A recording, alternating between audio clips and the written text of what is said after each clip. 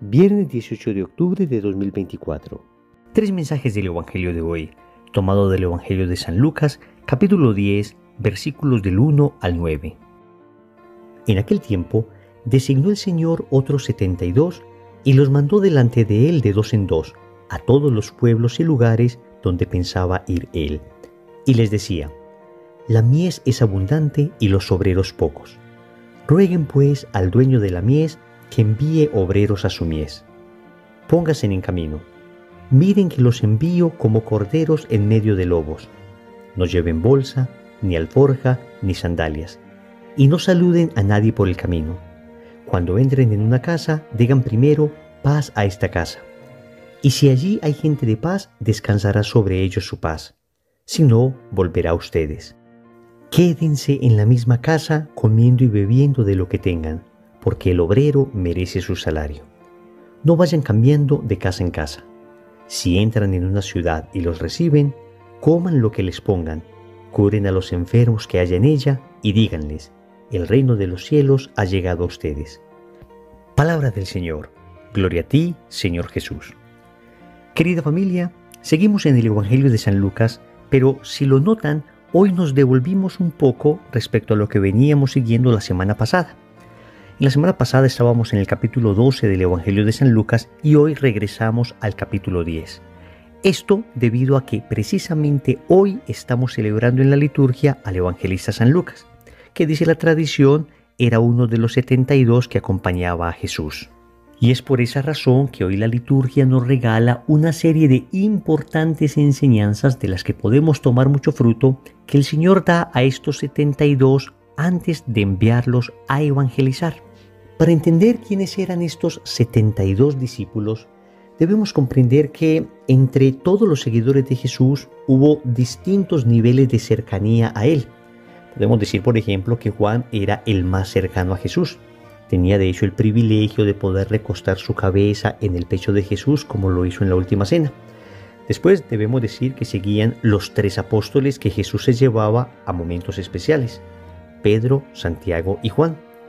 Después podemos ampliar un poco el círculo y ya llegar a los 12 apóstoles. Después de los 12 apóstoles aparecen estos 72 que el Evangelio llama discípulos. Luego podemos decir que existen los 500 hermanos que contemplaron la resurrección de Cristo. Todo esto porque el Señor estableció una iglesia jerárquica. El Señor estableció una iglesia no donde ama más a unos que a otros, sino donde encomienda funciones particulares a unos para que éstos a su vez ayuden en el ejercicio de la caridad a los otros. Pues vamos a reflexionar tres mensajes de este riquísimo evangelio. Primero, busca la mies a tu alrededor. Segundo, eres cordero, no lobo. Tercero, la verdadera paz que procede de Dios.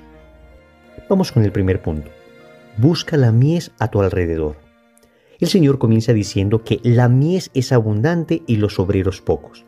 Rueguen pues al dueño de la mies que envíe obreros a su mies. Muchas veces nosotros hemos pensado que la mies es algo así como la semilla que el evangelizador, el sembrador, debe arrojar. Pero en realidad, si miramos la definición de la mies, vemos que en realidad la mies es un cereal que ya está maduro para ser recolectado.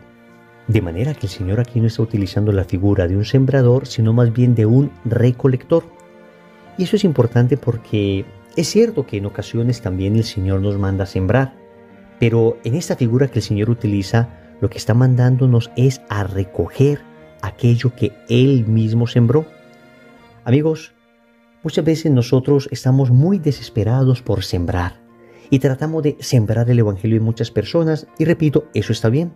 Entonces intentamos arar esos corazones duros, esos corazones que en ocasiones son como una piedra. Intentamos evangelizar a esas personas que se presentan con una cierta animadversión a la fe. Y eso está bien. Hay personas que tienen la vocación de ir a los alejados. Pero esta vocación de ir a los alejados no nos puede hacer perder esto que nos está pidiendo el Señor, y es recoger la mies. En muchas ocasiones, cuando vemos a nuestro alrededor, contemplamos personas muy bien dispuestas para recibir el mensaje del Señor. Hay que decir que muchas veces estas personas son gente sencilla. Y qué pesar que en muchas ocasiones nosotros pasemos de largo, casi por encima de estas personas, sin darles un mensaje de evangelio. Entonces, puede ser el portero que está cuidando el edificio en el que vives. Puede ser la señora que hace el aseo en el lugar donde trabajas. Puede ser la persona que te ayuda en la casa. Estamos hablando de gente que puede ser muy sencilla y a la que muchas veces ni siquiera les hemos hablado de Dios. Y es increíble, grandes evangelizadores, personas que llenan auditorios, y sin embargo a las personas sencillas que tienen cerca jamás les han hablado de Dios. Esto es una exhortación, porque estas personas, que en muchas ocasiones, repito, son gente humilde, sencilla y hasta pobre, son personas muy bien dispuestas a recibir el evangelio en la mayoría de ocasiones. Atentos, en la mayoría de ocasiones. También puede ser que tengamos un compañero de trabajo, un amigo de la universidad, alguna persona conocida muy dispuesta, con una enorme apertura. Pues lo que hay que hacer es recoger esa mies. Pero yo creo que en el fondo hay una exhortación que el Señor nos hace para evitar el clasismo en la evangelización. Es decir, apuntar a evangelizar solo a aquellas personas, digamos, de un buen estrato social, aquellas personas que puedan relacionarse más o menos conmigo, como si unas almas valieran más que otras. Amigos, toda alma vale la sangre de Cristo. Cada alma vale la muerte y resurrección del Hijo de Dios. Y Jesús hubiese muerto por cada una de esas almas. Si hubiese habido una sola persona en la tierra, Jesús hubiera muerto exactamente igual por esa persona. Es que Él nos ama profundamente, y es que Él ama a cada uno profundamente, y nos está invitando a que recojamos esa mies. Entonces, a partir de este momento, vamos a abrir los ojos y vamos a buscar la manera de recoger esa mies que hay a nuestro alrededor. Si abrimos adecuadamente los ojos, nos daremos cuenta que la mies es abundante. Es que el Señor lo dice, es mucha. Más bien, los obreros son pocos. Por eso tenemos que rogar al dueño de la mies que envíe obreros a su mies. Pero si tú y yo somos obreros y dejamos que la mies se pierda frente a nuestros ojos, entonces, ¿qué tipo de obreros estamos siendo? Segundo, eres cordero, no lobo. El Señor le dice a estos discípulos, miren que los envío como corderos en medio de lobos. Vamos a ver, yo creo que esta es una expresión importantísima, especialmente en estos tiempos tan difíciles que estamos viviendo, donde tenemos una tentación constante de volvernos también nosotros lobos. A este propósito, y justo reflexionando sobre esta frase de Jesús, San Juan Crisóstomo tiene una bellísima explicación que quisiera leerles. Dice así, mientras somos ovejas, vencemos y superamos a los lobos, aunque nos rodeen en gran número. Pero si nos convertimos en lobos, entonces somos vencidos, porque nos vemos privados de la protección del pastor. Este, en efecto, no pastorea lobos, sino ovejas, y por esto te abandona y se aparta entonces de ti, porque no le dejas mostrar su poder. Hasta aquí la cita de San Juan Crisóstomo. Querida familia, esto a mí me estremece, porque estamos en un mundo que nos repite frecuentemente, tenga malicia, aprenda a ser malicioso, enséñele a los niños a ser maliciosos desde pequeñitos. Y he escuchado esta frase incluso en gente de buenas costumbres. Tal vez la intención con que dicen esta frase sea una intención buena, una intención noble. Algo así como que la persona comprenda que hay mal en el mundo, pero no deja de ser una expresión desafortunada. Es una expresión que jamás deberíamos decir, porque el mundo no necesita más malicia, el mundo necesita más bondad. Ciertamente a la bondad hay que sumarle el discernimiento. Bondad y discernimiento se complementan. Bondad no es bobada. Bondad no es pensar que todo el mundo es bueno. Bondad es ser yo bueno. Es tener una mirada buena. Obviamente, repito, hay que aprender a discernir también el mal. Pero es que eso no se llama malicia. Malicia y bondad se oponen. En cambio, bondad y discernimiento se complementan. Repito esto. Malicia y bondad se oponen. O eres malicioso o eres bondadoso. Pero en cambio puedes ser bondadoso y tener discernimiento y saber que hay personas que pueden hacer el mal y no ser ingenuo. Es que bondadoso no significa ingenuo. De manera que una persona puede ser bondadosa y a la vez tener suficiente discernimiento para saber que el mundo en que se mueve es un mundo hostil. Lo que el Señor nos está diciendo es: no dejes que el mundo te robe la bondad. No te conviertas en un lobo. No caigas en la trampa del enemigo. Tú mantente bueno. Tú sigue confiando en Dios. Tú sigue creyendo que hay gente buena. Tú sigue esperando que Dios siempre va a responder. Pero no te vuelvas malo para poderte sostener en el mundo. No utilices los trucos del mundo. No utilices las artimañas que el mundo utiliza. No, tú mantente recto, porque tú tienes un pastor. Tú tienes un buen pastor que te defiende. Y es increíble esto que dice San Juan Crisóstomo. El día en que tú decides dejar de ser oveja, dejar de ser cordero y empezar a ser lobo, ese día el pastor te abandona. Porque un pastor no pastorea lobos, sino ovejas. Tercero, la verdadera paz que procede de Dios. Queridos amigos, el Señor enseña a este grupo de discípulos que cuando lleguen a una casa deben desear la paz para esa casa, y que si los que viven allí merecen esa paz, entonces la paz que les desean reposará en ellos, pero que si no la merecen, esa paz volverá a los discípulos.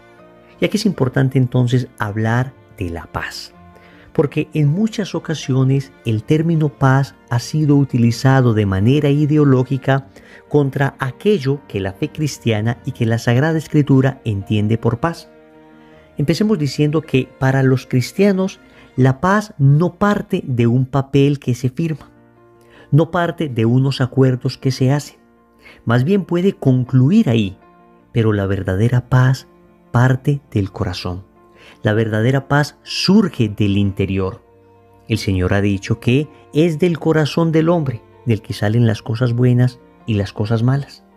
Y entonces no se puede pretender que haya paz afuera si primero no hay paz adentro, en el interior. Y también es importante entender que para los católicos la paz no es propiamente un fin, no es algo que se persigue. Es decir, nosotros interiormente no es que estemos buscando vivir en paz. Entiéndaseme bien lo que voy a decir. Nosotros lo que estamos buscando siempre es la voluntad de Dios. Vivir la voluntad de Dios.